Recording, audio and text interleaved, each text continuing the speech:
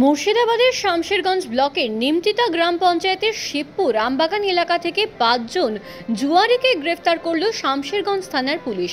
বৃহস্পতিবার বিকেলে এক বিশেষ অভিযানে তাদের গ্রেফতার করা হয়।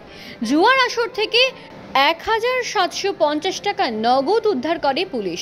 পুলিশ সূত্রে জানা গেছে, গোপন সূত্রে খবর পেয়ে শিবপুর আমবাগান এলাকায় হানা দেয় শামশেরগঞ্জ থানার একটি বিশেষ দল। সেখানে কয়েকজনকে জুয়া খেলতে দেখে হাতে নাতে গ্রেফতার করা হয়। ধৃতদের নাম মানসারুল ওরফে পিন্টু, বাড়ি ইসাপুর; রাহুল শেখ, বাড়ি ধানঘোড়া; রবিউল শেখ, বাড়ি নতুন শিবনগর; এন্তাজুল মোমিন, বাড়ি ইসাপুর এবং তাসিকুল শেখ, বাড়ি ইসাপুর। অভিযানে উদ্ধার হওয়া নগদ টাকা পুলিশ বাজেয়াপ্ত করেছে। শামশেরগঞ্জ থানার আইসি সুব্রত ঘোষের নেতৃত্বে শামশেরগঞ্জের বিভিন্ন প্রান্তে ছোট থেকে বড় সব ধরনের জুয়া ও অসামাজিক কর্মকাণ্ডের বিরুদ্ধে অভিযান চালানো হচ্ছে।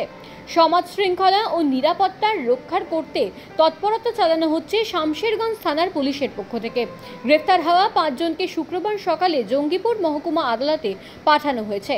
পুলিশ সূত্রে খবর, এলাকায় আরও একটি স্থানে নজরদারি বাড়ানো হয়েছে যাতে পুনরায় এমন অবৈধ কার্যকলাপ চালানো না যায়।